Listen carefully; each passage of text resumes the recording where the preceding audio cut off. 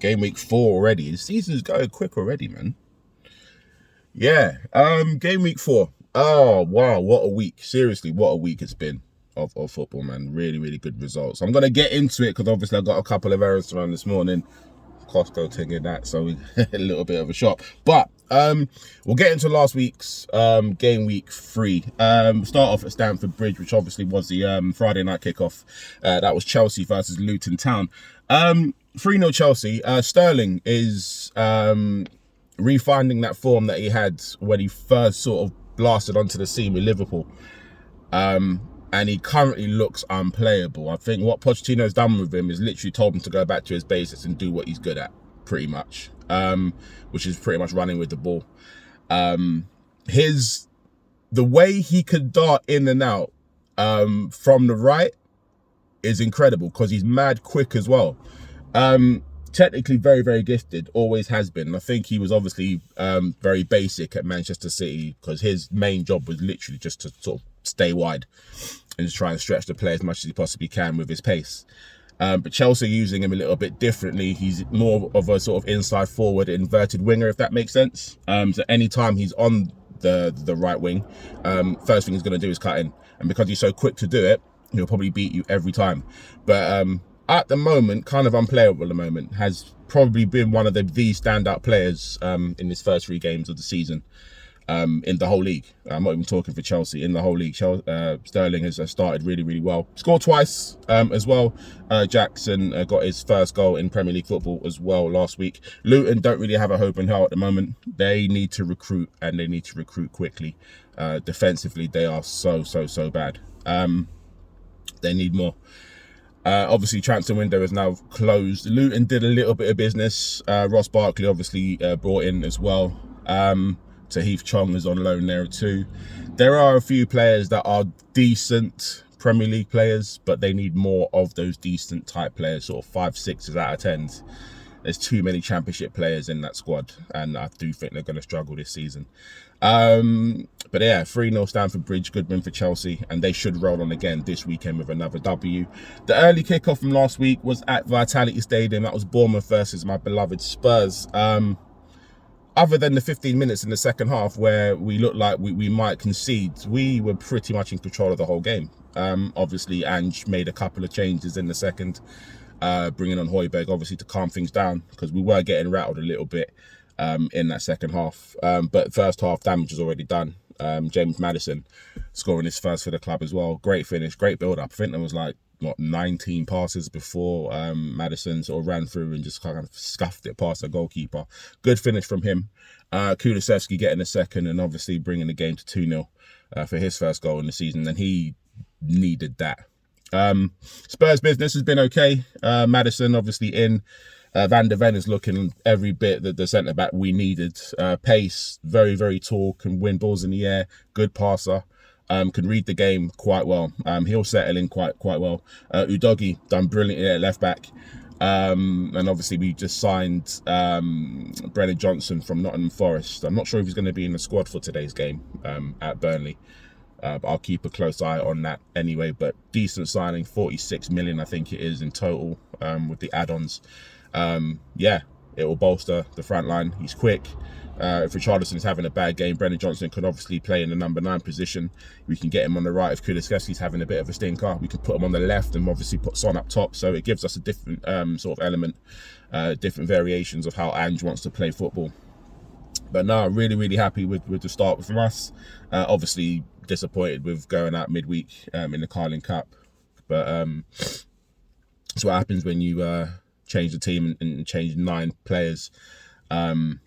Yeah, cohesion wasn't there. We did well to get back into the game, but we never looked like we were going to win the game outright, to be fair. This first 11 is the first 11 that should be playing every week in, week out, and we will give teams problems. I've been saying that all season so far, and so it's proved. So don't change it again, Ange, please. FA Cup, same team, strong team, always, every round. Brentford 1, Crystal Palace 1. That was from the G-Tech Community Stadium. Kind of went the way I expected it to go, to be quite honest. I think I mentioned that Brentford would always score goals at home. Crystal Palace under Roy Hodgson look at a decent outfit that like to obviously defend and try to hit teams on the counter, and that's exactly what happened in this game. Crystal Palace were a goal down. Did well to get a draw. Very, very tough place to go, Brentford. Brentford do not lose many games there, so Palace did well to pick up a point there. Both of these clubs did a little bit of transfer sort of business over the summer. Crystal Palace got Rob Holding over the line yesterday, 4 million, so that should help them defensively. They've got a decent back line there already, to be fair, Palace, so Rob Holding in there just obviously adds to that a little bit more. Brentford brought back Neil Maupay. Obviously used to play there before, but they're in the Championship, so he's going back to familiarity with Thomas Frank. Obviously Ivan Toney's not back until after Christmas. I think it's back sort of first week of January, I believe. So no, that gives them another option up top as well. Arsenal 2, Fulham 2. That was from the Emirates. And Fulham were down to 10 men.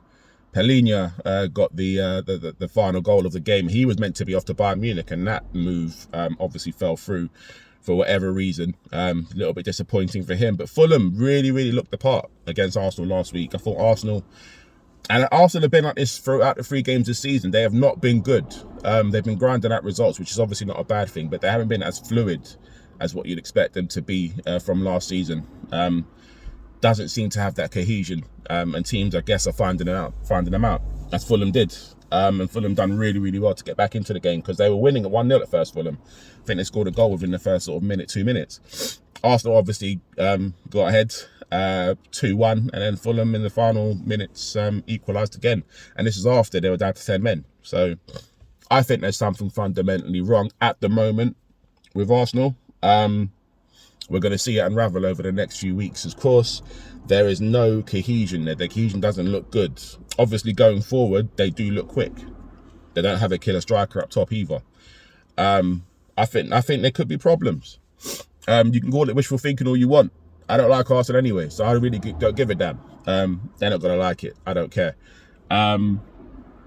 Yeah, really decent result for Fulham. Not so much for Arsenal, and Arsenal do play Man United this weekend as well, which could turn out to be a thriller, as they sometimes usually are. United 3, Nottingham Forest 2. Speaking of Man United, they've finally got a defensive midfielder. Sofiane Amrabat came in yesterday on deadline day, so that should help the midfield considerably, considering he is very comfortable on the ball. Casemiro can do what he needs to do without worry of anyone running through him, because obviously Amrabat will be there to obviously help him out. And then Bruno Fernandes can obviously do what he needs to do. Doesn't have to worry about sort of falling back into a 6 to help out. He can concentrate on doing his 8 to 10 business, and obviously getting those goals and assists that he's obviously known for. 3-2 though, last week from Old Trafford. Man United 3, Nottingham Forest 2. Forest gave United a scare. Went 2-0 up within the first 5 minutes of the game. Fire engine coming through. Sorry about the noise. Yeah, did what they need to do with regards to getting back into the game. Old Trafford is always one of those places where if you get a 2-goal lead, you might as well just literally sit back on it, because United do tend to come out to you at the second half, and that's exactly what happened. United mounting a really good comeback like we're used to them doing. Ended up winning the game 3-2, grinding out once again. And now obviously with these new additions, they will look to propel themselves up the table a little bit more. I see Man United now a bit more of a force than what I did before we played them, when they had literally no midfield. But they seem to have found their man now, and will move forward on that. Forest likewise done really, really, really good business. I think they've been the most active this window in the Premier League, if I'm not mistaken. Them and Chelsea are the top 2. They brought in so many players. Can I remember any of them that they brought in? I know they brought in a few, to be fair. I haven't actually read the sort of tabloids of who they've actually got in. I think I read that they got in Divock Origi. I think he's come in as obviously one of their main strikers. But I believe there's a midfielder in there that they've signed as well. I'll have to go back and have a look. But Nottingham Forest have been active in this market, and I think Forest will be safe again this season as well. Their home form obviously being their catalyst. Obviously losing Brennan Johnson as well is not good, but I think they've also signed, they've signed a player from European club. I can't remember. He played like yesterday, or day before yesterday, for a European club. I can't remember what his name is, but they've signed him as well as a striker too. Yeah, I'd have to go back and look at that, but I do remember they spent big money, 35 million, I believe it was, But I'll check that a bit later on. Anyway, on to Goodison Park. Everton 0, Wolverhampton 1. This is one of those games that I thought had draw written all over it. But if there was going to be a winner, it was always going to be Wolverhampton, because technically they are better.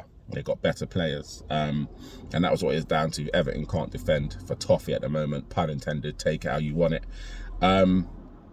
Wolves obviously showed them what it is. Not very good. Game wise, there wasn't many clear-cut chances. Everton actually had the Lions possession of the ball. They actually had Lions possession of chances created and shots on target. Couldn't do anything with it though, unfortunately. A couple of goals chalked off for offside. But ultimately, Wolves getting the 3 points. Wolves, I think, will do okay this season under Gary O'Neill. He seems to have found a formula. He does this obviously where he's been. Obviously Bournemouth played very, very well under his tutelage as well, and Wolverhampton seem to be sort of yielding that at the moment. They're very basic but very good at what they do, especially in the transition in midfield, where they've got really, really good technical ballers in there, and they do use their width very, very well. The likes of Neto, of course, being the sort of star man that does that. So yeah, good win for Wolves. Everton are banging trouble for me. Obviously, Everton did do a bit of business with Beto, Udinese forward that's coming, scored in the midweek in the Carabao Cup. Wolverhampton had a little bit of business here and there, not too much. Obviously, have lost Matthias Nunes. He's gone to Manchester City, 35 million deal that was. We'll obviously come on to that in a minute. Wolverhampton are a weird one for me. They've got so many good ballers, so many good technical ballers that can always play. Gary O'Neill, I don't think has a massive job in his hands to keep them up, because I do think they're staying up as well. But they would be one of those teams that would need to be careful because they don't score many. Everton, I think, like I said before, are banging trouble. Defensively, they needed a bit of reinforcements. They didn't get it. And I think they could be finally in the bottom 3 this season. They've done it sort of to me twice before when I said they'll be relegated and got out the skin of their teeth. I think this might be the season they actually go. But we'll move on to the Amex. This was a shocking scoreline for me. I thought Brighton would walk all over West Ham. Shows how much I know. West Ham have actually recruited quite well since losing Declan Rice. Very well, and it showed. And again, West Ham played brilliantly yesterday against Luton, and we'll obviously come to that too. West Ham were brilliant. And I don't like talking about West Ham too much, but you got to give credit where due. West Ham were absolutely sensational against a really well-drilled Brighton side at the Amex. Again, one of those places you don't necessarily want to go at any time in the season, because Brighton are one of those teams that do like to put it on you. But West Ham showed them, and they counted them 3 times with 3 sucker punches. It was incredible to see. Brighton will probably chalk it down to one of those days at the office. West Ham, this is no fluke. They're unbeaten since the start of the season, have beaten Chelsea already, as well as Brighton, and went to Luton yesterday. And that's 3 games that you'd expect West Ham to kind of potentially lose. But they didn't. They're doing well under Moyes. Obviously, West Ham did their business as well, obviously bringing in Alvarez. James Ward-Prowse is obviously there as well. Defensively, they look a lot more solid. They've got a lot more variation in the midfield as well. Paquetá looks like the player we all expected him to be when he first came to the club. And they all seem to work for each other. Jared Bowen is getting into positions where he's scoring sort of every week now. He wasn't as prolific as this sort of last season. He sort of came up with a couple of goals here and there, but it almost seems like he's the most focal point these days, ahead of Antonio for goals. Really, really good West Ham result. Really good performance as well, importantly, and currently sit top of the Premier League. With I think, was it 10 points now out of the first 12 games that they could get.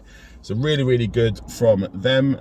Moving on to Bramall Lane, Sheffield United 1, Manchester City 2. This was the start of Super Sunday. Really close game, actually. Manchester City obviously had the lion's share possession of the ball, which you'd expect. I thought they'd blow Sheffield United away, to be quite honest with you. Wasn't the case. Sheffield United obviously held their own. Really, really, really good, actually, from Sheffield United. They actually scored as well to draw it up. Obviously, Rodri scoring the winner, of course, thereafter. But no, Sheffield United gave a good account of themselves, I thought. I thought they did quite well. I think home form for them is going to be absolutely key. I do think they are going down, though. Sheffield United, I cannot remember who they have signed, to be quite honest with you. If they have even signed anybody, I'm not entirely sure. Manchester City, obviously, I did mention Matthias Nunes earlier. He's obviously been signed. He was signed, not their deadline day before. So that was the last bit of business they did. Obviously brought in Guardiola. Kovacic is obviously in there as well. Yeah, really decent market for them. Obviously losing Riyad Mahrez and Gundogan also. But I think Manchester City obviously are the team to beat, and they're showing it again. It's not necessarily about the style of play at the moment. It's about getting results on the board. And I always say the first 10 games of the season, not saying they're not important, of course they are, but they don't determine the season. So after those 10 games, that's when the business starts to kick in. And then, we really start cooking properly. But Manchester City, unbeaten this season. Only team at the moment to have not dropped any points. I think they played 3 and won 3 at the moment, so 9 points for them. Burnley versus Aston Villa at Turf Moor. Didn't actually watch this game, but obviously saw the results pop up. Aston Villa, shaking off those Newcastle Blues, of course. Had a couple of games in Europe as well. They are through to the group stage of the Europa Conference League. They're in Villa. Yeah, through to the Europa Conference League now. I think Villa will get out of their group as well. But Villa last week against Burnley, it was pretty much child's play. From what I read, possession, all Villa. Chances, all Villa again. Burnley obviously did get consolation, but wasn't enough to secure them anything. Burnley still without a win in the Premier League since coming up, and they play us today as well. So I don't really see that changing all too much. Burnley, one of those teams I think are going to go down as well. I think Everton, Sheffield United, Burnley are my 3 for now. That may change throughout the rest of the season. Who knows? But for now, those are my 3 that's going. Aston Villa will probably be in the top half again, providing they keep everybody fit. Obviously, knowing Tyrone Mings is out at the moment, so they do have a couple of backups in there as well. One of those being Pau Torres, of course. No, really, really, really good from Villa. Really good. Really impressed by them as well, actually. Diaby obviously started off very, very well. Really, really good finisher as well, him. Ollie Watkins obviously been on the score sheet a couple of times also. They'll have a good season, I believe. I also forgot to mention Brighton obviously brought in Ansu Fati on loan. Really good signing for them.